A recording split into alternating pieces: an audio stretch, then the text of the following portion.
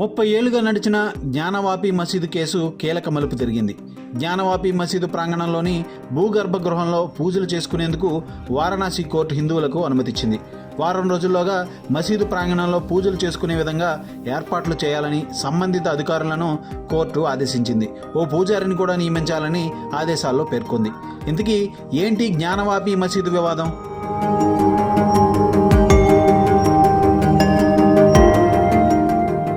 ఉత్తరప్రదేశ్లో సంచలనంగా మారిన జ్ఞానవాపి మసీదు కేసులో తీర్పు వెల్లడైంది.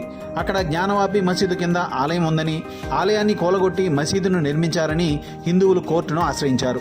ఈ నేపథ్యంలో విచారణ చేపట్టిన కోర్టు సర్వే చేసి నివేదిక సమర్పించాలని భారత పురాతత్వ శాఖను కోరింది.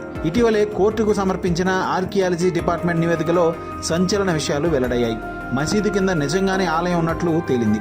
ఆలయాన్ని కూలగొట్టి మసీదు నిర్మించినట్లు నిర్ధారించారు. మసీదు కింద విష్ణుమూర్తి, హనుమంతుడి విగ్రహాలు, శాసనాలు బయటపడ్డాయి. దీంతో ఆ మసీదు ప్రాంగణంలోని నేలమాళిగలో హిందువులు పూజలు చేసుకునేందుకు కోర్టు అనుమతించింది. 30 ఏళ్ల తర్వాత తీర్పు రావడంతో హిందువులు సంబరాలు చేసుకుంటున్నారు. ఆలయాన్ని మరింత అభివృద్ధి చేసుకుంటామని తెలిపారు.